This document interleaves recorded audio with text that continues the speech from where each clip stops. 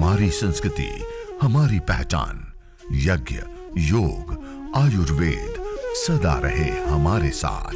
भारत के प्राचीन ग्रंथों एवं आधुनिक विज्ञान का दिव्य संगम, यज्ञ महिमा।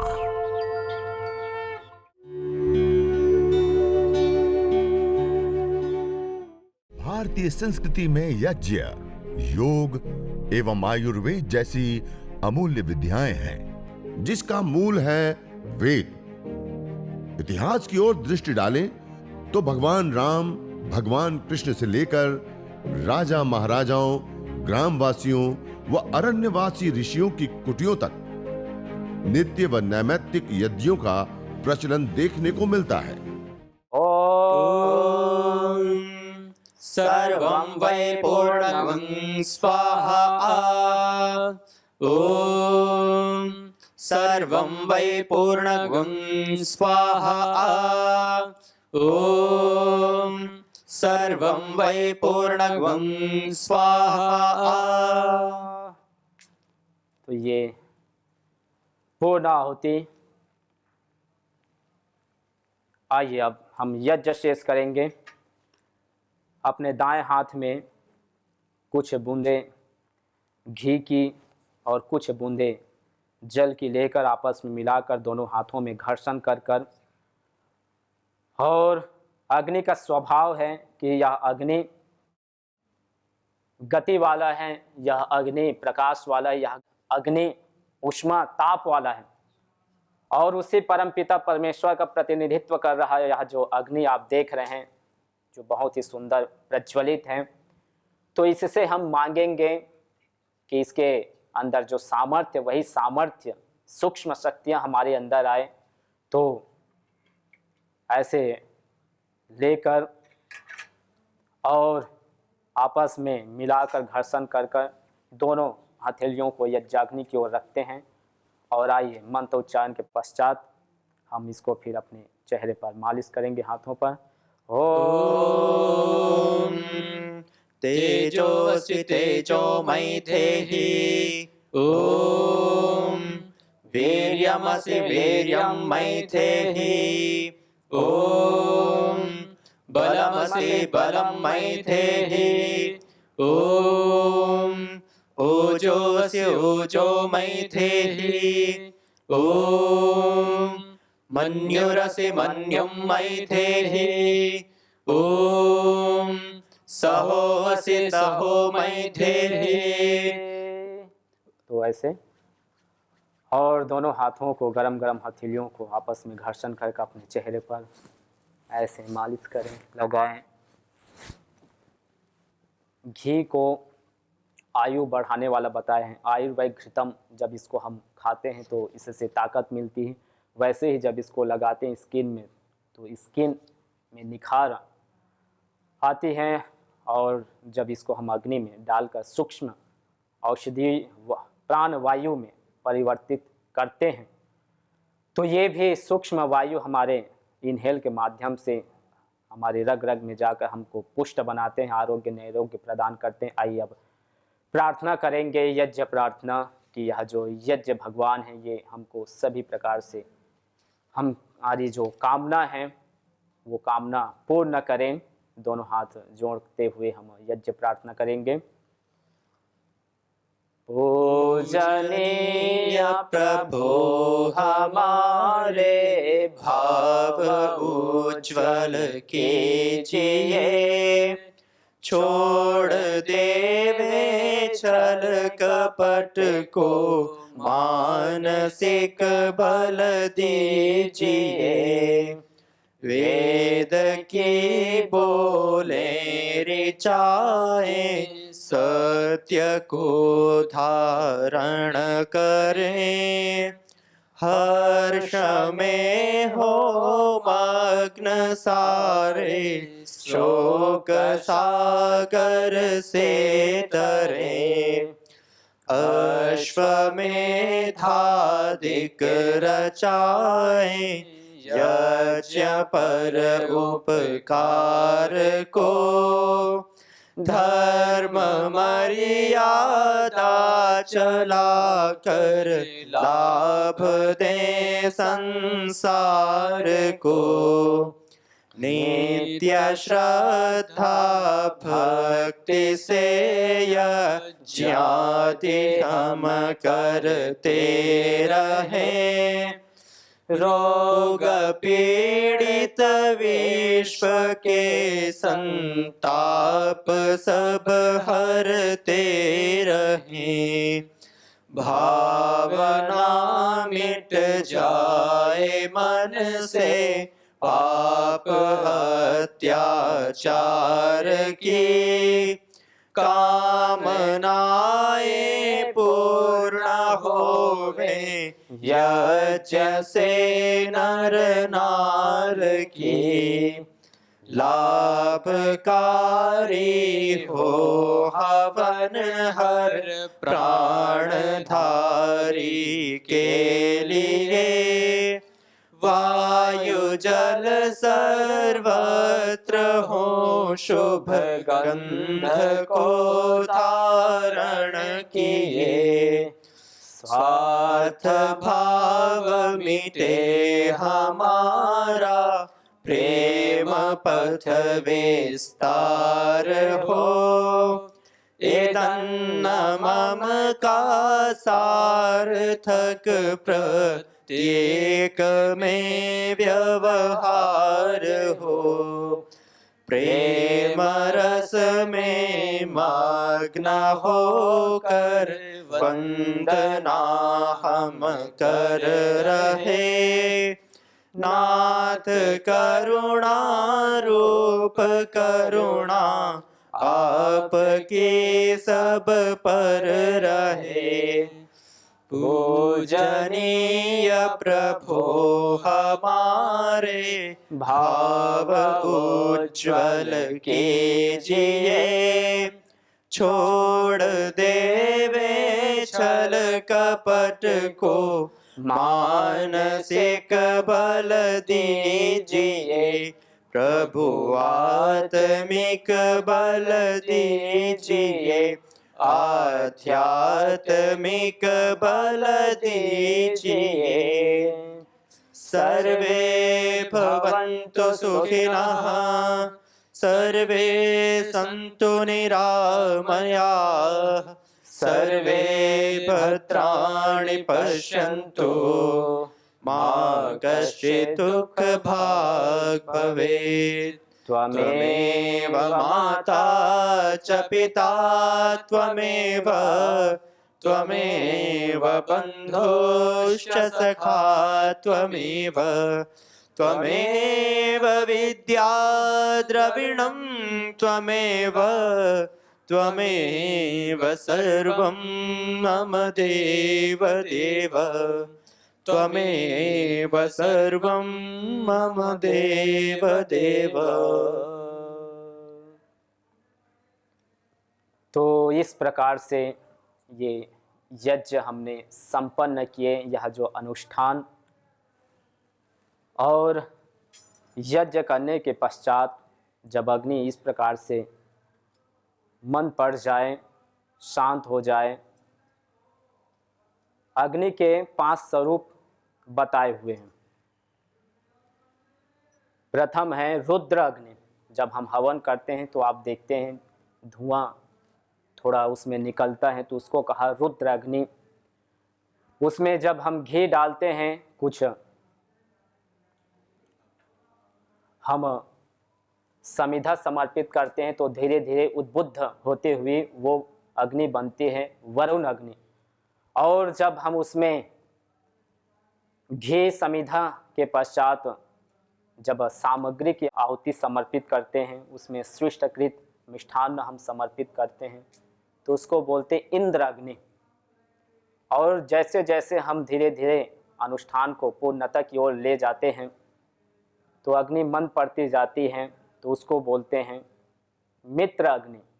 और मित्र अग्नि जब शांत हो जाती है, इस प्रकार से अंगारों के अंदर छुप जाती है, बैठ जाती है, तो उसको बोलते हैं ब्रह्म अग्नि, जिसमें हम ध्वनि देते हैं, जिसमें हम और जो विशेष सामग्री है, गूगल है, उसको डालकर हम अपनी चिकित्सा लेते हैं रोगानुसार, बीमारियों के अनुसार से, इस प्रकार से। और जो ये मंद मंद जो धुनें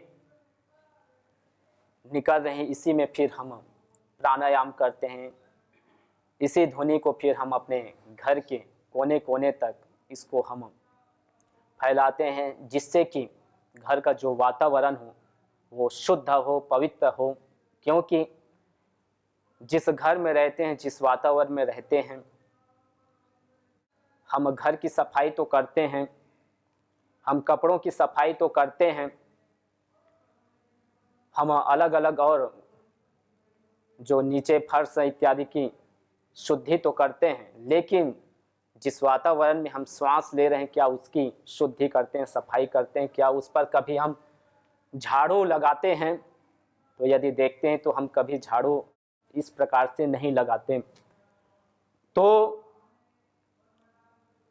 जिस वातावरण में हम रह रहे हैं, उसमें हमारे वस्त्रों से, हमारे शरीर से जो अलग अलग हम घर में और सारे सामान प्रयोग करते हैं, जो इलेक्ट्रिकल सामान प्रयोग करते हैं, उससे निरंतर रेडिएशन, उनसे जो धूल के कण हैं, जो डस्ट हैं, जो पार्टिकल्स हैं, और वो इतना सूक्ष्म होता है, उसके भी कई प्रकार के रेंज हैं जो आप सुनते हैं, PM10, PM2.5 और उससे भी और सूक्ष्म PM1.0, जो इतना महीन कण होता है, इतना सूक्ष्म होता है, वो हमारे श्वास के माध्यम से वो हमारे एक एक सेल्स तक पहुंचकर जो हार्मोन से उनको डिस्टर्ब करते हैं, हमारे शरीर की जो ऊर्जाएं हैं उसको डिस्टर्ब करते हैं।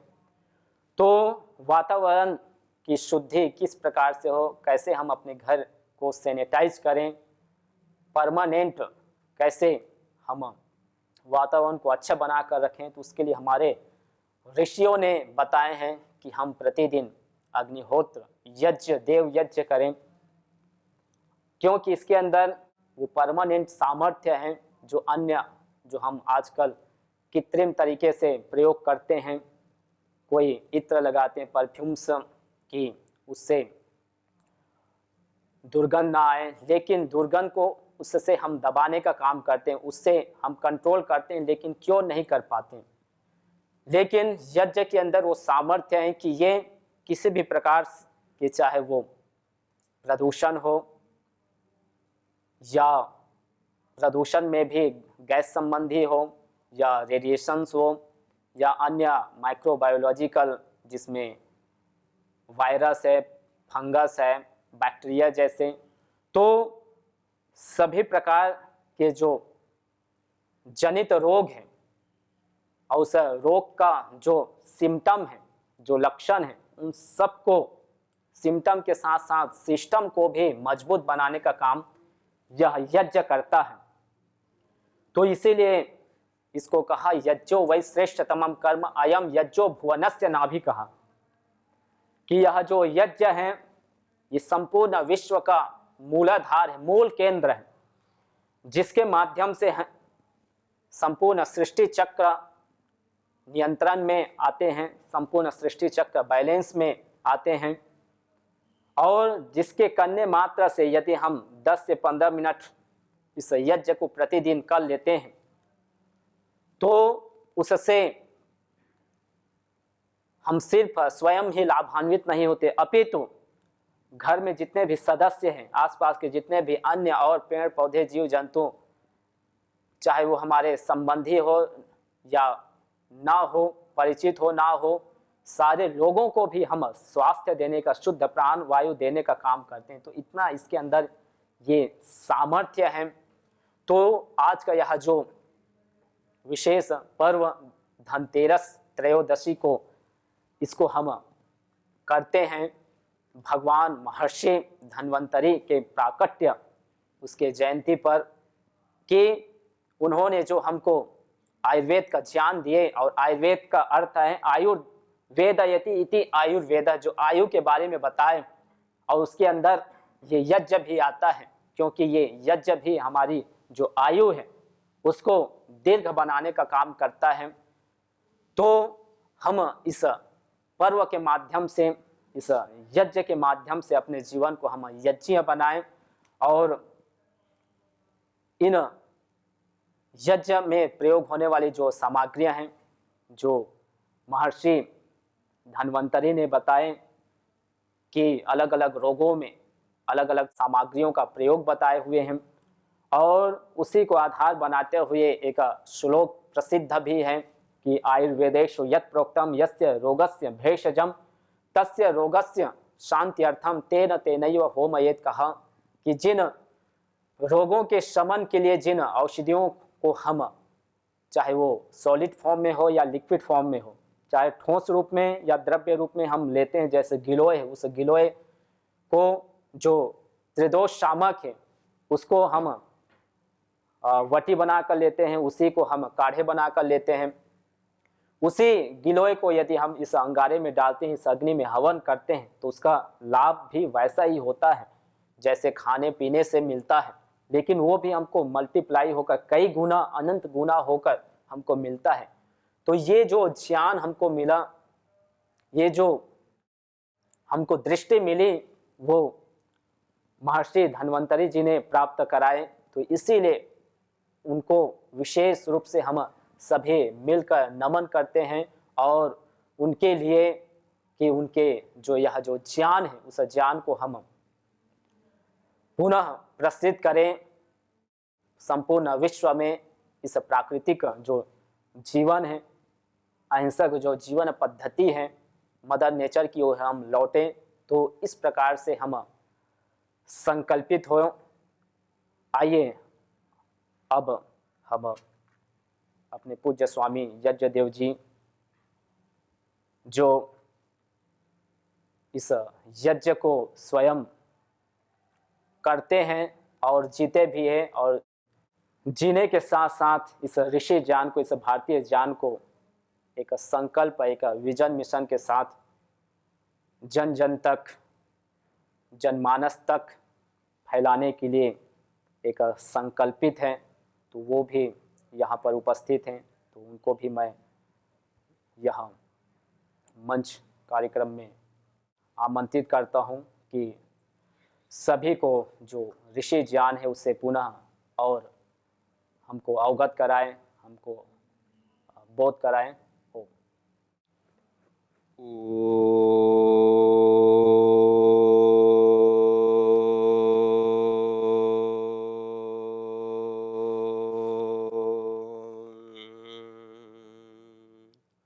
अग्निमीळे पुरोहितं यज्ञस्य देवमृत्विजं होतारं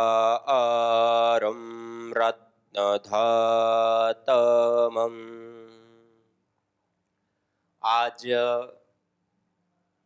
धन्वंतरि त्रयोदशी, धनतेरस, धन्वंतरि जयंती की सर्वप्रथम आप सभी याज्ञिक साधक योगी भाई बहनों को बहुत बहुत शुभकामना। और आज हम सब लोगों ने मिल करके जिस प्रकार से अपने अपने घर के अंदर हमने यज्ञ किया, हवन किया, अग्निहोत्र किया, और उसमें भी विशेष रूप से वेद के मंत्रों का, और उसमें भी विशेष श्री सूक्त, जो कि धन धान्य ऐश्वर्य को प्राप्त करने के लिए इसका पाठ अपने आप में एक बहुत विशेष पाठ होता है। और वेदों में कहा श्री कामो यजेत, जो श्री की कामना करता है, धन ऐश्वर्य की कामना करता है, तो वह भी यजन करे, हवन करे, अग्निहोत्र करे। तो आज विशेष रूप से हम सभी लोगों ने मिल करके केवल मात्र हमारे व्यक्तिगत जीवन में नहीं, हमारे परिवार में नहीं, अपितु संपूर्ण राष्ट्र भी योग और क्षेम से युक्त हो, ऐसा अनमोल और श्रेष्ठतम कार्य यज्ञ को हम सब लोगों ने संपन्न किया है। यह भी हम सब लोगों का सौभाग्य है।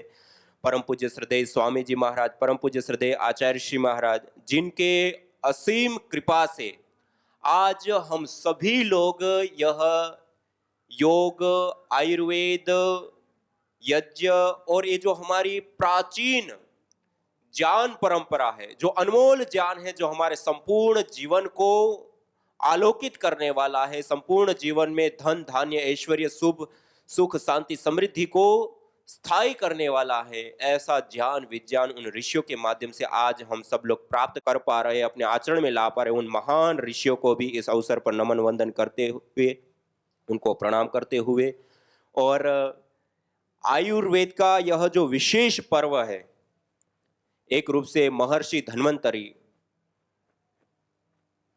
एक हाथ में हम देखें महर्षि धन्वंतरी जी के तो अमृत कलश, और दूसरे हाथ में देखें तो ज्ञान मुद्रा, अर्थात दो चीजें, ज्ञान और अमृत। इन दोनों के माध्यम से ज्ञान रूपी आहार भी और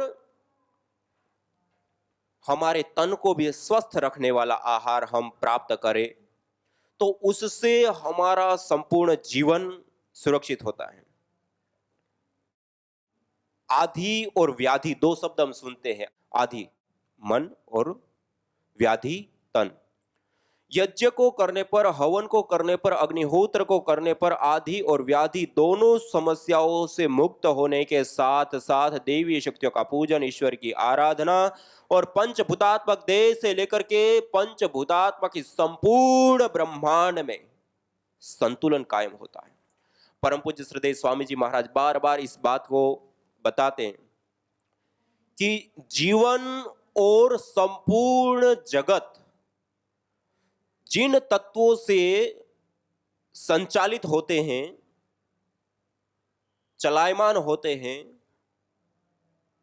वह है पुण्य। जीवन और जगत जिसके आधार पे चलते वह है पुण्य। जैसे योग दर्शन में कहा, जाति आयु और भोग हमें पुण्य के आधार पे प्राप्त होते हैं। जैसे हमारे पुण्य हो गए, ऐसी हमारी जाति, ऐसी हमारी आयु, ऐसी हमारा भोग हो गए। और पुण्यों का कोई केंद्र है तो वह है यज्ञ, हवन, अग्निहोत्र। इसलिए हम अपने जीवन में जो अभी हमने यज्ञ किया, हवन किया, अग्निहोत्र किया, यह अपने आप में पुण्यों को प्राप्त करने की कृषि है, पुण्यों को प्राप्त करने की फैक्ट्री, और इससे अनंत अनंत पुण्य प्राप्त होते हैं। इसलिए तो कहा यह लोक भी हमारा सुखकर होता है और परलोक भी हमारा सुधर जाता है। तो इसलिए यह जो यज्ञ है वो केवल मात्र शुद्धि, वायु प्रदूषण से मुक्ति, रेडिएशन से मुक्ति, बीमारियों से मुक्ति, ये सारे साइड बेनिफिट है। दृष्टम अल्पम अदृष्टम अनल्पम, ये सारी चीजें दिख रही है वो अल्प है, जो दृष्ट नहीं है अदृष्ट है, अदृष्टम अनल्पम वो अनंत है। जैसे आकाश नहीं दिखता लेकिन अनंत है, ईश्वर नहीं दिखता लेकिन अनंत है, ऐसे ही यज्ञ के जो लाभ हमें दिख पा रहे हैं वो अत्यंत न्यून है, और जो हम नहीं देख पा रहे वो अनंत है। और इस प्रकार विशेष पर्व पर, विशेष समय पर यज्ञ करना यह अपने आप में एक बहुत बड़ी विशेष बात है। और आचार्य चाणक्य जी कहते हैं, स्वाहा स्वधाकार विवर्जितानि श्मशान तुल्यानि गृहाणि। स्वाहा और स्वधाकार अर्थात दैनिक अग्निहोत्र आदि भी, और जो नैमित्तिक यज्ञ विशेष होते हैं पर्वादि, और यदि हम नहीं करते हैं तो हमारा घर श्मशान के तुल्य होते, वो घर त्याज्य होते। और वेदों में कहा, होत्री सदनम हरितम हिरण्ययम। जिस घर में प्रतिदिन यज्ञ होता है, हवन होता है, अग्निहोत्र होता है, नैमित्तिक यज्ञ आदि होते हैं, वहां पर देवीय शक्तियों का वास होता है, वह घर देवालय बन जाता है। वहां पे सुख शांति समृद्धि श्री यश सब कुछ वहां आपको मिलेगा, सुसंतान मिलेगी वहां। इसलिए आज हम जिस यज्ञ के साथ जुड़ रहे हैं, जिस यज्ञ को कर रहे हैं, जिस यज्ञ का हम प्रचार कर रहे हैं, जिस यज्ञ को हम जन जन तक, घर घर तक पहुंचाने के लिए तप और पुरुषार्थ कर रहे हैं, यह कार्य एक व्यक्तिगत जीवन से लेकर के समष्टिगत जीवन पर्यंत सब जगह पर सुख शांति समृद्धि धन धान्य ऐश्वर्यों से लेकर के सब कुछ हमें प्रदान करने वाला है, सब कुछ। इसलिए तो कहा, शुचि जीवो अग्नि सहस्रारंभ, पवित्र ज्वाला वाली यज्ञाग्नि हमें हजारों हजारों लाभ प्रदान करती है, हजारों हजारों लाभ।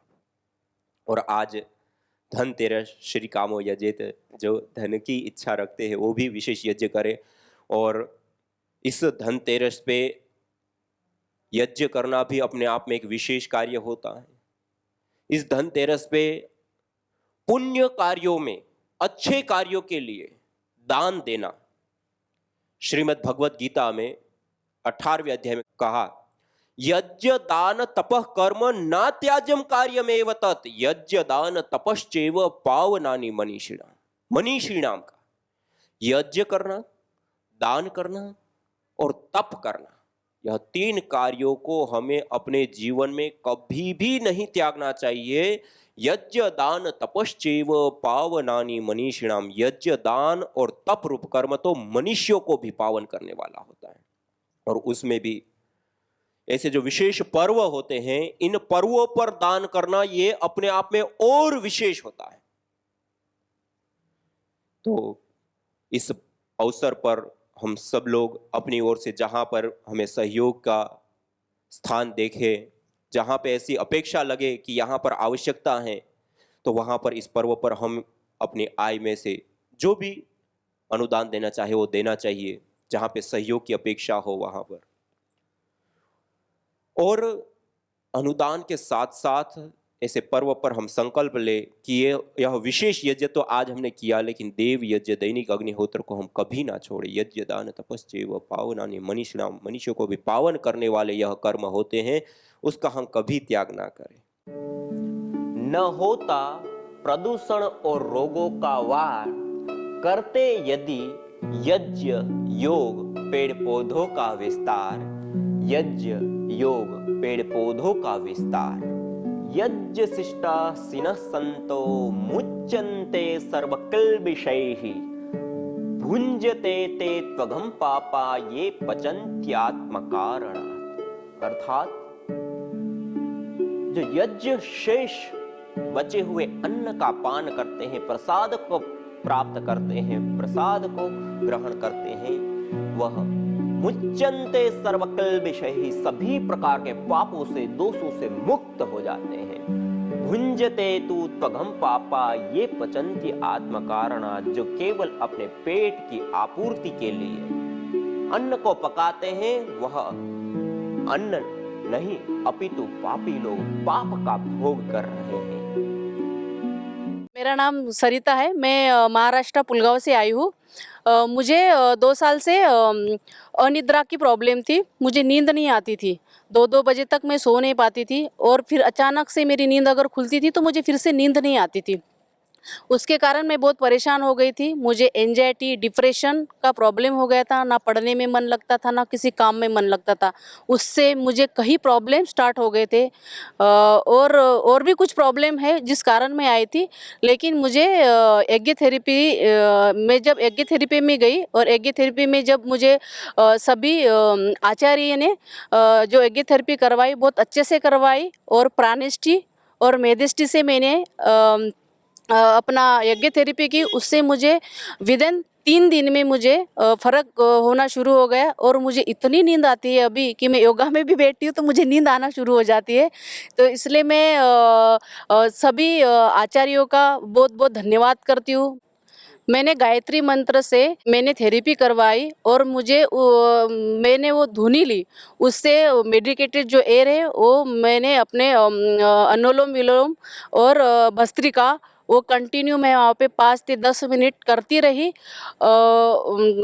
जब से मतलब फर्स्ट दिन से लेके 8 दिन तक कंटिन्यू मैंने किया, और मुझे उसी मेडिकेटेड एयर से मुझे फ़र्क होना शुरू हो गया, और मेरा नींद का प्रॉब्लम पूरी तरह से सॉल्व हो गया। अभी मैं बहुत अच्छे से नींद आती है।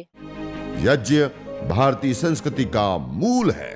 तो आइए हम संकल्प लें, संसार के श्रेष्ठतम कर्म यज्ञ को अपनाएं। पिंड और ब्रह्मांड में संतुलन कायम करने वाले यज्ञ को अपने जीवन का अभिन्न अंग बनाएं, एवं प्रकृति मां के प्रति अपने ऋणों को अदा करें। विश्व स्वास्थ्य का एक नारा, यज्ञ से होगा जग उजियारा। भारतीय संस्कृति की अमूल्य विरासत यज्ञ की महिमा को जानने हेतु वैदिक चैनल पर प्रतिदिन प्रातः एवं सायं 11:30 बजे यज्ञ महिमा कार्यक्रम से जुड़े। विशेष जानकारी हेतु संपर्क करें। मोबाइल 9068565306।